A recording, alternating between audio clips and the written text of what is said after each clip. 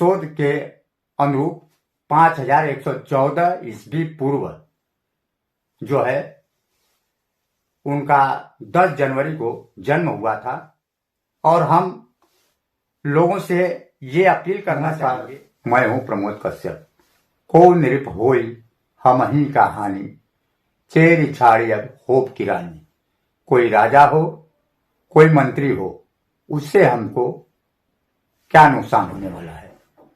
हम तो मीडिया हैं, हम तो पत्रकार हैं।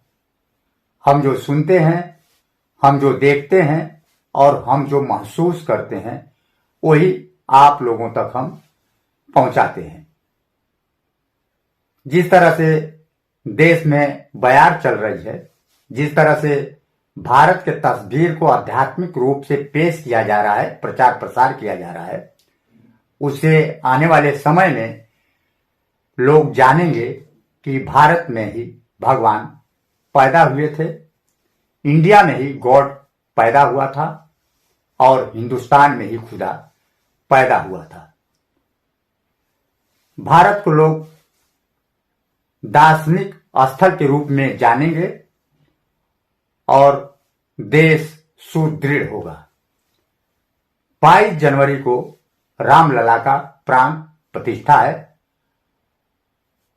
पौष शुक्ल द्वादशी के अभिजीत मुहूर्त में 12:35 पे रामलला का प्राण प्रतिष्ठा किया जाएगा, जिसको लेकर के लोग गांव गांव पहुंच करके अक्षत, पीली चावल शुभ के लिए बांट रहे हैं और लोगों से अपील कर रहे हैं कि वो 22 जनवरी को अपने घरों में दीपक जलाएं और दिवाली मनाएं।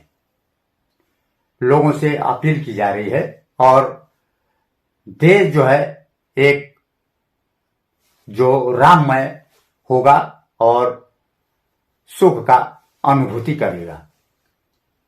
रामचंद्र जी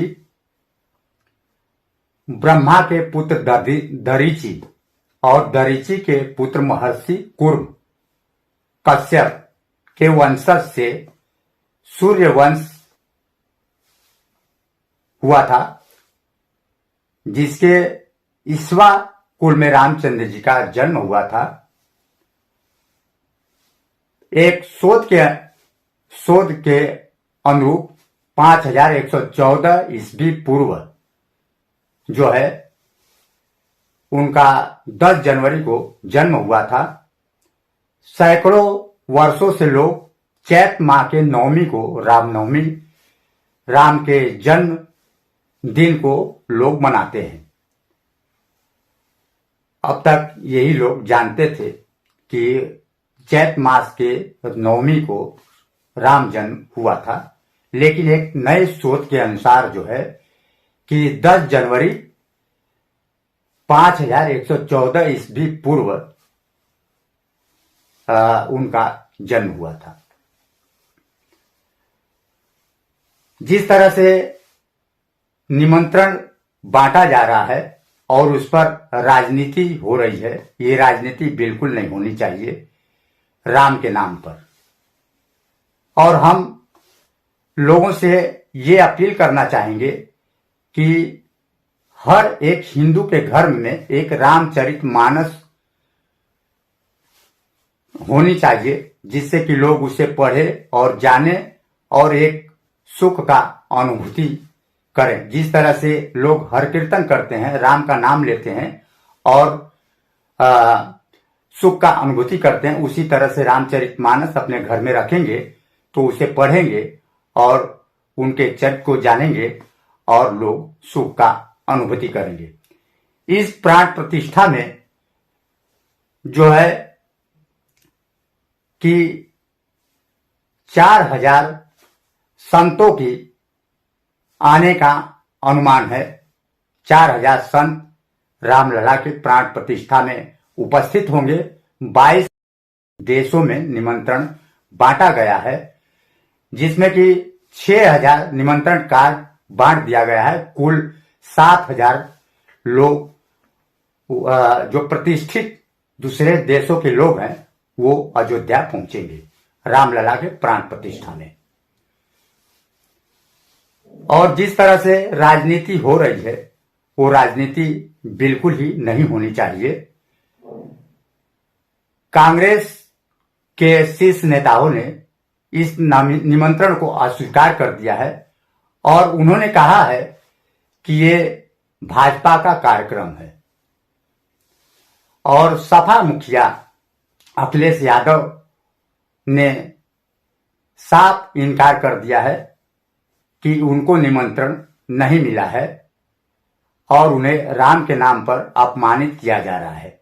इसके पहले अखिलेश यादव ने ये कहा था कि हम न उन्हें पहचानते हैं, न हम उन्हें निमंत्रण देते हैं, न ही हम उनसे निमंत्रण लेंगे।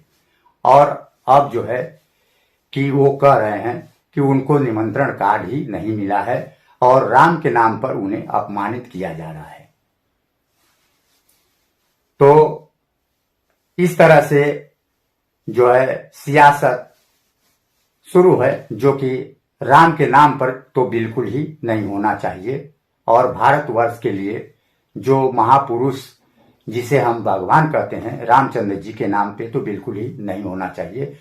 इस प्राण प्रतिष्ठा में जेडीयू की नेता नीतीश भी इसमें को भी निमंत्रण दिया गया है। अब जो है कि अंत में हम ये कहेंगे कि जब दर्द होता है तो माँ याद आती है और उससे अधिक दर्द होता है तो बाप याद आता है और उससे और भी अधिक दर्द होता है अंत में तो राम का नाम याद आता है। तो हम यही कहेंगे कि राम जो है सनातन धर्म के एक रचयिता भी हैं और एक जो राम का नाम है एक सुखद है। इस पर राजनीति बिल्कुल नहीं होनी चाहिए। बस आज के लिए इतना ही। प्रमोद कश्यप के साथ नमस्कार।